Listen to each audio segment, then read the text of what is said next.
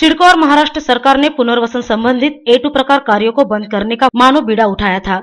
जिस काम की कीमत महंगाई के अनुसार मिलनी चाहिए थी, वो कीमत ना देते हुए सिडको स्थानिक प्रकल्प बाधित किसानों के साथ खिलवाड़ कर रही थी, जिसका विरोध करते हुए बुधवार से स्वर्गीय दिवा पाटिल स्थानिक प्रकल्प बाधित संगठन द्वारा अनशन शुरू किया गया था। इस अनशन को शेखा पक्ष ने अपना 100% समर्थन जताया था। हालांकि जब तक मांगे पूरी नहीं होती तब तक अनशन शुरू रखने का मन संगठन द्वारा लिया गया था। हालांकि जिसके बाद हरकत में आई सिडको ने संगठन के पदाधिकारियों को एक बैठक के लिए आमंत्रित किया। सिडको एमडी के साथ हुई बैठक के लिए माननीय विवेक पाटिल, शेखावश के जिला सचिव बालाराम पाटिल, नगर सेवक संदीप पाटिल, कर्नाला स्पोर्ट्स अकेडमी के उपाध्यक्ष रविशेठ पाटिल, मुख्य अभियंता श्री वडखड़कर, श्री चौधरी, सीईओ श्री सरोदे, राजेश गायकर, आरसी म्हात्रे, त्रिंबक पाटिल, सुनील सावले आदि गणमान्य उपस्थित थे। इस दौरान नगर सेवक संदीप पाटिल ने उपोषणकर्ताओं को बैठक की जानकारी दी। आज त्यांनी आपल्याला निर्मल भवन येथे भेटीला बोलवलं होतं। आजच्या या चर्चेसाठी कणेमुरांचे माजी आमदार विवेक पाटील साहेब, बाळूशेठ पाटील, आपल्या संघटनेचे काल जे आपण नियुक्त केलेले होते ते सर्व आपले प्रतिनिधी, सिडकोच्या तर्फे एमडी स्वतः संजय भाटिया साहेब, chief vigilance officer Sarode madam, दोन्ही चीफ इंजिनियर वरखेडकर साहेब आणि संजय चौधरी साहेब अशा यांच्या उपस्थित आपली चांगली चर्चा झाली, सकारात्मक चर्चा झाली। इस बैठक में संगठन द्वारा रखे गए प्रस्ताव पर चर्चा कर उनमें सुधार लाने के लिए मुख्यमंत्री के पास भेजने का प्रस्ताव एमडी द्वारा दिया गया। इस पूरे बैठक के बारे में राजेश गायकर ने मीडिया कर्मियों को विस्तृत जानकारी दी।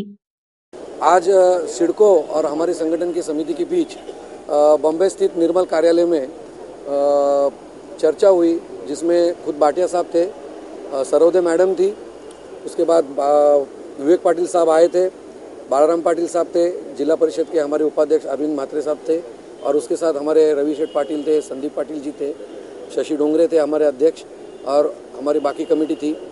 सब सकारात्मक चर्चा हुई।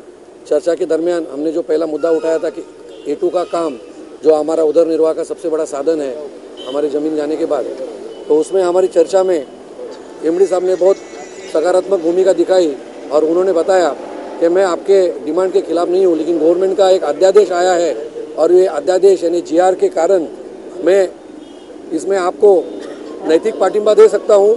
आपके लिए मैं गवर्नमेंट को एक प्रस्ताव भेज सकता हूँ, लेकिन आगे आपको सीएम साहब से मिलकर ये बात करनी है और सीएम साहब को आपका बात रखना है। मैं मेरी तरफ से मेरी बात रखूँगा और आपका ये काम सकारात्मक दृष्टि से मैं फॉरवर्ड करने के लिए तैयार हूँ। उसके बाद हमारी दूसरी डिमांड थी कि जो ठेके आते हैं उसमें प्रकल्पग्रस्त ठेकेदारों के लिए जो नोंदणीकृत ठेकेदार है, रजिस्टर्ड कॉन्ट्रैक्टर्स है, उनके लिए कुछ ठेके रिजर्व किए जाए ताकि उनके बीच ही कंपटीशन हो, बाहर का कोई आदमी उसमें कॉपी ना डाले या वो काम ना ले। तो वहाँ पे एमडी साहब ने उससे ही 1-2 कदम आगे जाके 1 करोड़ का काम उनके लिए पीओपी लोगों के लिए रिजर्व करने की बात कही और उन्होंने कहा कि आप A2 कॉन्ट्रैक्टर्स को अपग्रेड होना है और ये अपग्रेड होने के लिए हम लोग आपको जो चाहिए वो मदद देने को तैयार है।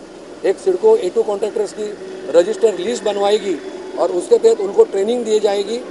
ई टेंडरिंग की जो बातें हैं वो उनको सिखाई जाएंगी। उसके लिए एक ट्रेनिंग सेंटर बनाया जाएगा। ट्रेनिंग सेंटर बनाने की बात उन्होंने यहाँ पे की और इस तरह से हमारी सारी बातें उन्होंने मान ली।